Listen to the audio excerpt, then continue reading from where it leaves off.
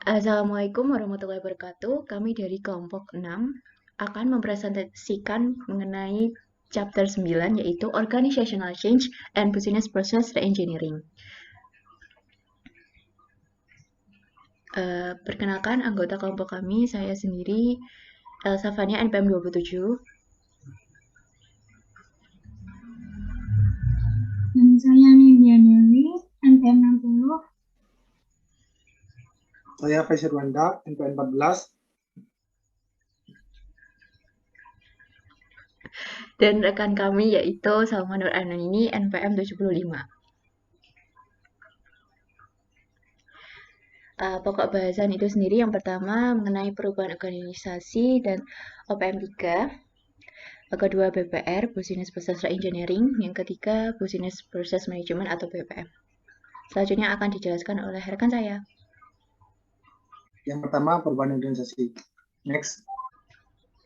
Nah, di sini ada beberapa alasan perubahan organisasi. Yang pertama, perubahan organisasi biasanya berkaitan dengan perubahan di seluruh sektor organisasi yang akan berdampak pada kinerja organisasi.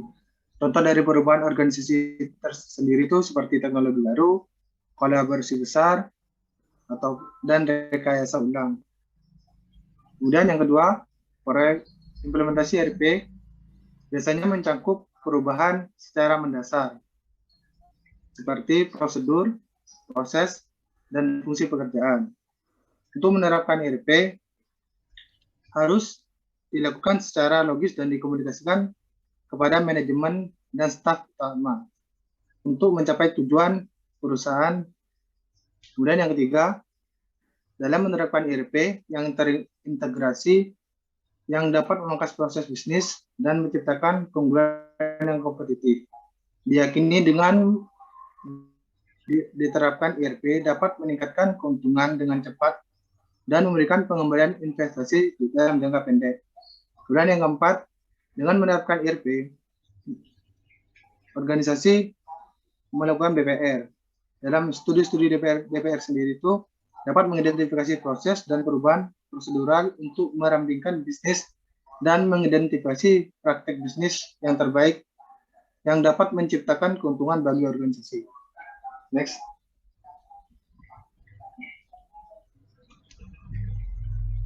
Kemudian ada komitmen organisasi. Dalam implementasi untuk menyukseskan komitmen organisasi, yang pertama harus memiliki kemauan yakni manajemen senior dan staf kunci untuk dapat melihat implementasi yang telah dilakukan. Kemudian yang kedua, manajemen senior dan staf kunci harus berpegang teguh dalam upaya mencapai keberhasilan yang ingin dicapai. Kemudian yang terakhir, ada dua bidang. Yang pertama, manajemen perubahan. Manajemen perubahan merupakan komunikasi yang terdefinisi dengan baik. Kemudian OPM 3. OPM 3 merupakan proses yang akan membantu dalam memahami pengalaman organisasi yang akan menerapkan sebuah sistem. Next. Di sini kemudian manajemen perubahan.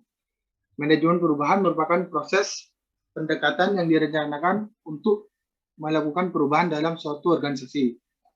Tujuannya untuk memaksimalkan manfaat kolektif bagi semua orang yang terlibat dalam organisasi tersebut dalam melakukan perubahan dan untuk meminimalkan risiko kegagalannya. Kemudian manajemen perubahan sendiri harus menjadi bagian integral dari strategi perencanaan implementasi sistem ERP. Next.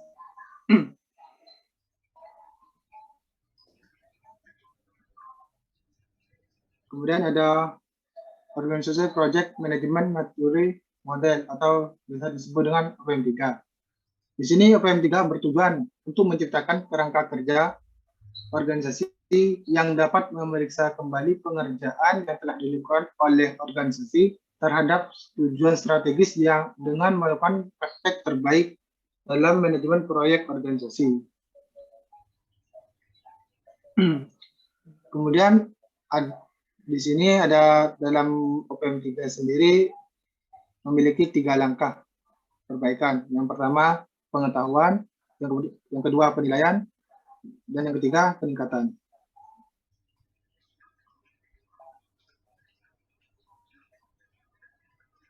Kemudian ada manfaat dari OPM 3. Yang pertama, membantu organisasi mengidentifikasi proyek yang tepat untuk memajukan strategi yang telah dibuat. Dengan OPM 3, kita dapat menggunakan input organisasi untuk menjelaskan proyek di seluruh organisasi yang hanya memiliki proyek yang akan menghasilkan dan akan memberikan hasil. Kemudian peningkatan kinerja proyek atas laba dan investasi.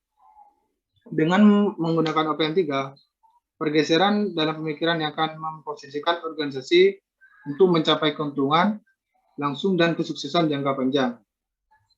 Kemudian yang ketiga, membantu organisasi menyelaraskan strateginya dengan proyek-proyek yang dipertahankan untuk kesuksesan bisnisnya. Di sini melalui koleksi praktek terbaik yang komprehensif, OPM 3 membantu organisasi tentang kapan harus tetap mengikuti kursus dan kapan harus mengubah arahnya. Kemudian yang terakhir, mengurangi biaya operasi dengan menjaga proyek yang selaras dengan strategi bisnis yang dimiliki oleh organisasi. OPM 3 sendiri ini memiliki ukuran dan kematangan, kemampuan diagnosis, dan dapat membantu organisasi manapun untuk meningkatkan kinerjanya. Next.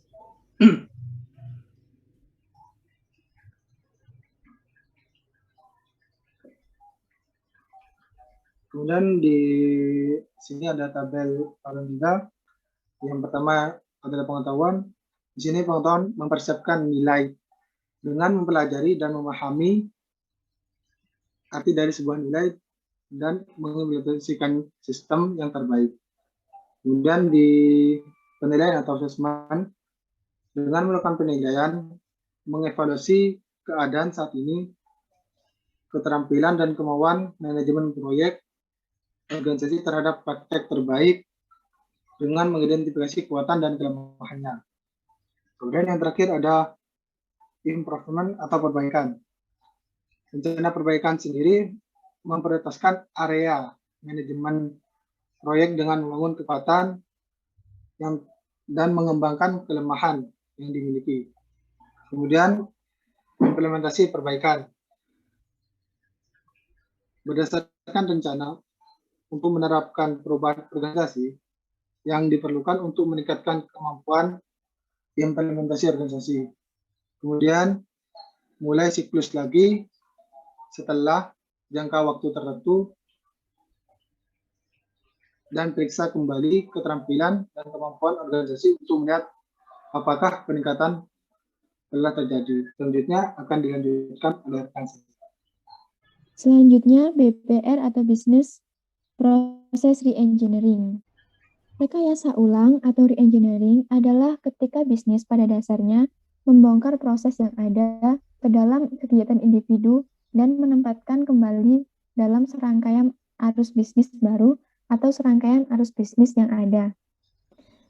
Proses bisnis didefinisikan sebagai serangkaian tugas yang dilakukan untuk mencapai hasil bisnis yang ditentukan.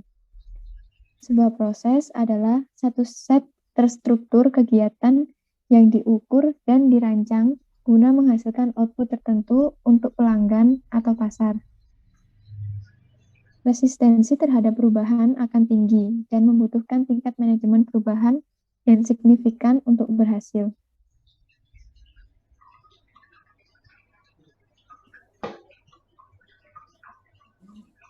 Sehingga dapat disimpulkan BPR adalah pemikiran ulang fundamental dan perancangan terhadap proses-proses bisnis untuk mencapai perbaikan terhadap kinerja. Nah, tujuan BPR ini adalah untuk meningkatkan semua proses pada organisasi atau perusahaan.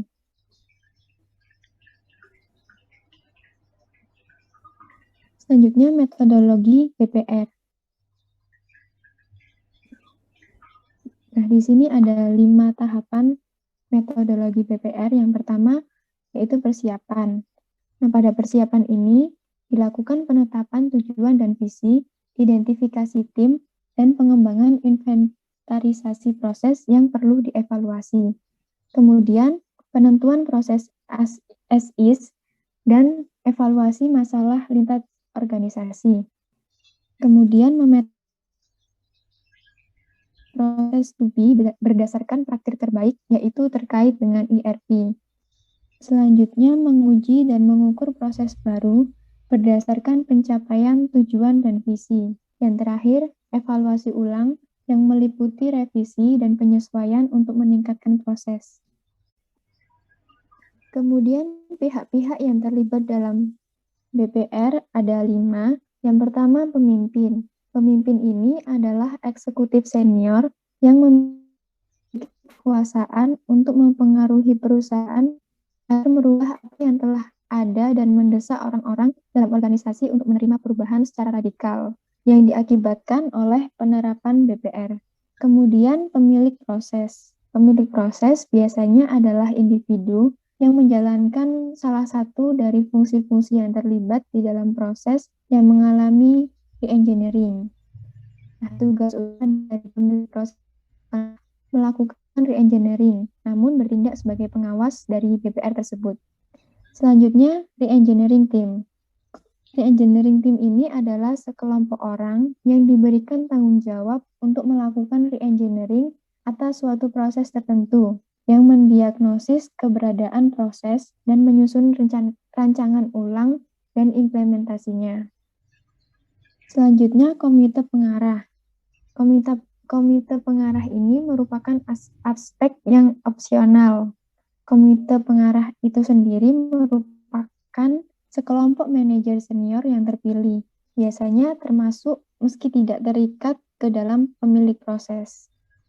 Yang terakhir, re-engineering SAR merupakan seorang penanggung jawab pengembang teknik-teknik dan sasaran-sasaran re-engineering dalam perusahaan serta pencapaian sinergi tiap-tiap proyek re-engineering.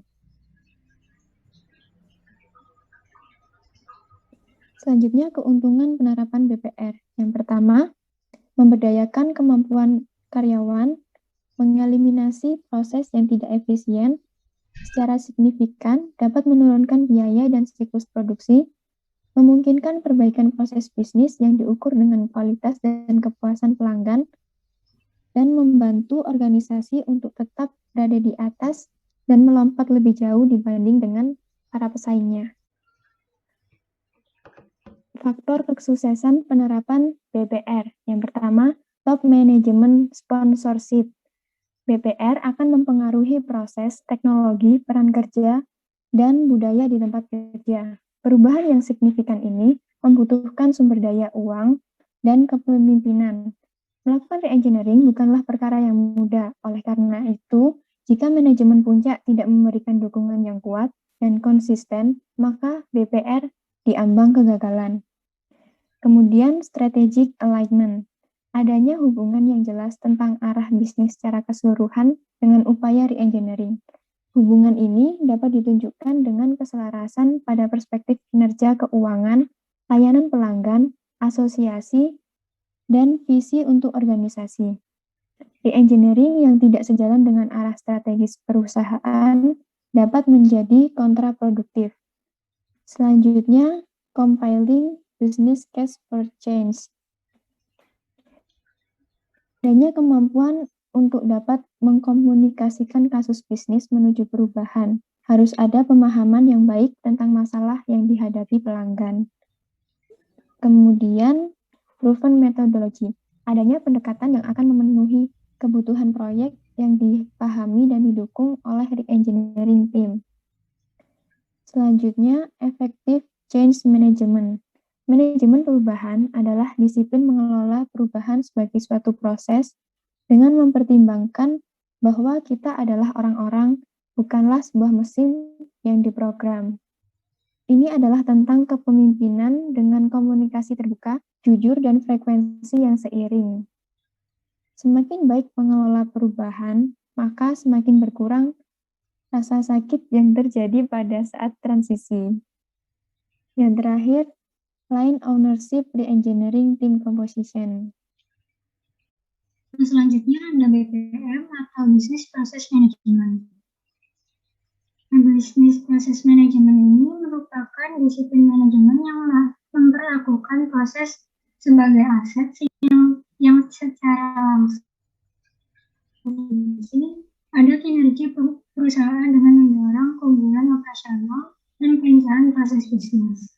Dan BPM ini dapat meningkatkan kinerja proses bisnis perusahaan dan juga proses yang melibatkan pihak eksternal seperti pemasok dalam rantai pasokan.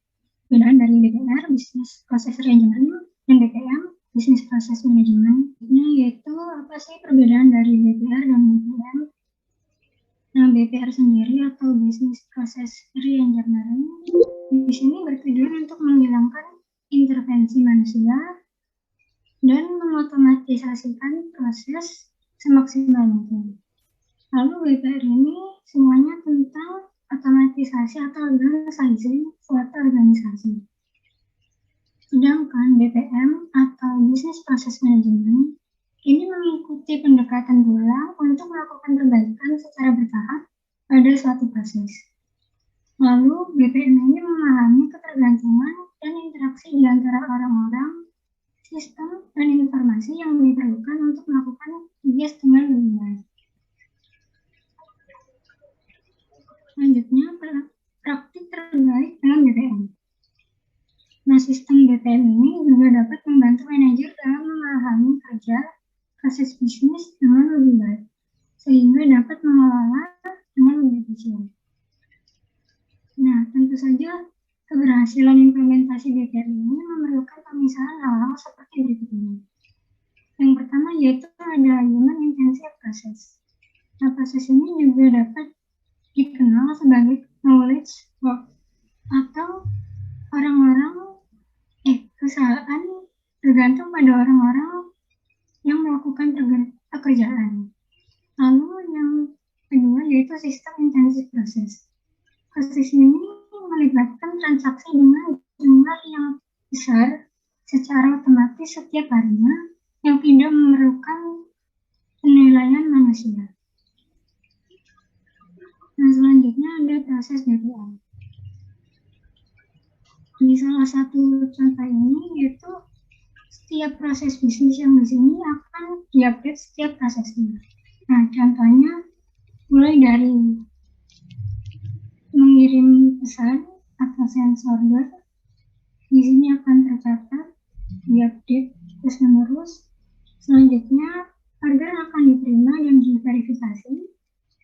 Nah, di sini akan mengupdate data merchandise, lalu akan mengisi order dari data supply-nya merchandise, lalu order akan dikirimkan, kemudian customer akan melakukan pembayaran dan pembayaran akan diterima. Nah, di sini general ledger merupakan jurnal umum yang dimiliki perusahaan juga akan tercatat dalam bisnis information. Selanjutnya ada DAOS BPM System. Nah, DAOS BPM System ini dapat mengoptimalkan kinerja perusahaan dan dapat mengurangi risiko kesalahan yang dapat menyebabkan kerugian bagi perusahaan. Nah, di sini mulai dari ada 5 modul, mulai dari credit analysis sampai dengan GL, posting, dan reporting. Nah, dalam credit analysis ini meliputi log incoming credit applications, request credit reports, communicate credit status and approval, maintain all customer account, prepare approval and denial letters, renewal approval and denial letters. Kemudian ada customer billings, yaitu meliputi receive sales data and invoice information from customer, lalu generate customer bill, print and mail customer invoice, customer billing invoice. Kemudian ada modul ketiga yaitu test application. Yang pertama yaitu ada reset payment and effectiveness, interface with bank, credit card, and other cash reset agency. Lalu ada reconcile credit, card payment, reconcile other payment, verify and process chargeback and reversal, lalu petty cash, reconciliation, and reimbursement.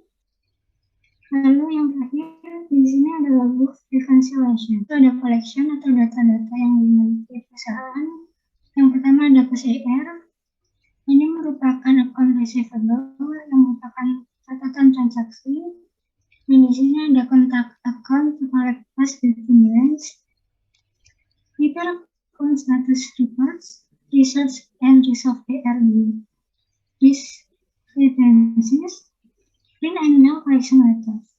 Nah, yang model kelima atau yang terakhir ini yaitu jual posting and reporting, yaitu laporan akhir.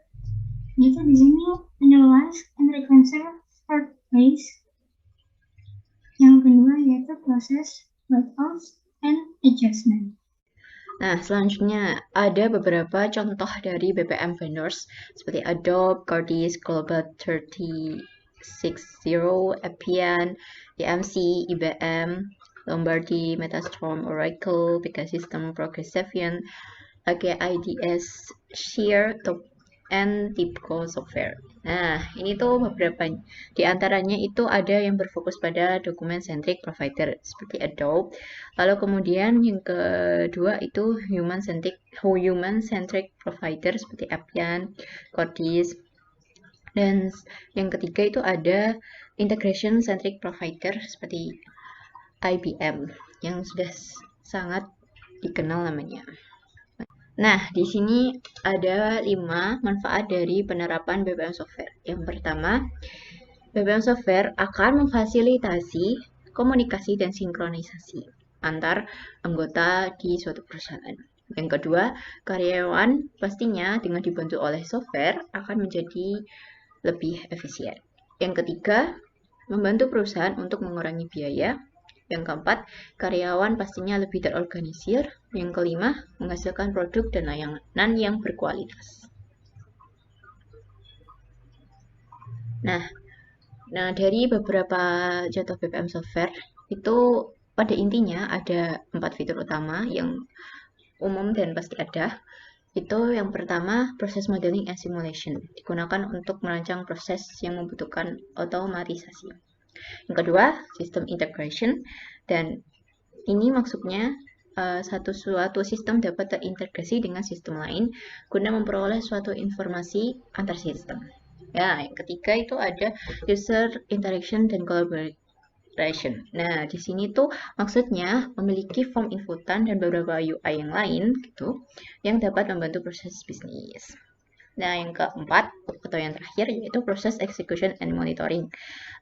Ini nanti softwarenya akan mengarahkan sesuai dengan langkah yang sudah ditentukan di awal atau prosesnya.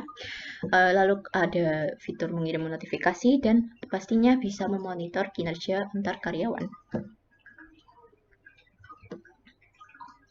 Nah, dari penerapan BPM itu sendiri pastinya didukung oleh sebuah proses yang dikenal sebagai 4RS process.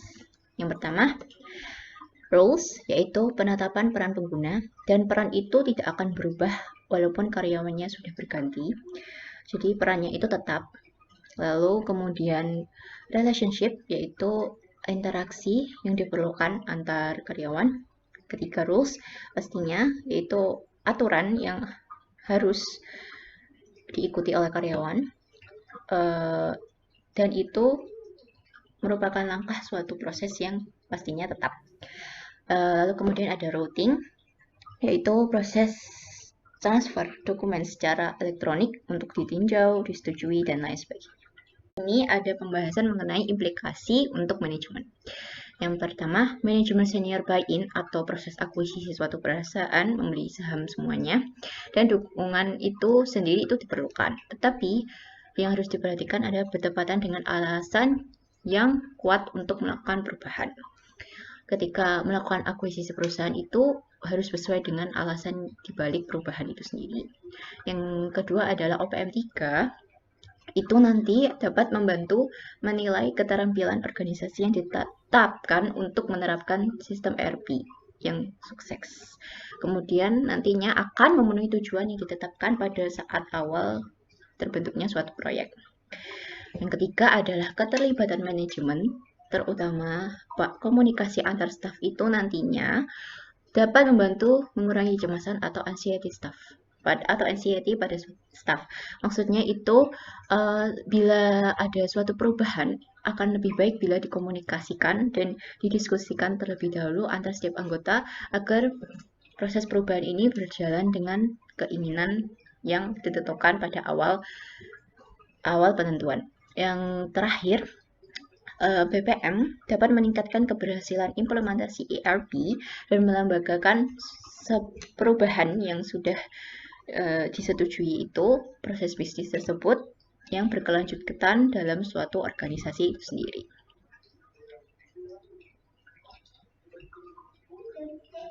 Oke, sekian presentasi dari kelompok 6. Mohon maaf bila ada sedikit gangguan, ada kesalahan kata, dan lain sebagainya. Wassalamualaikum warahmatullahi wabarakatuh.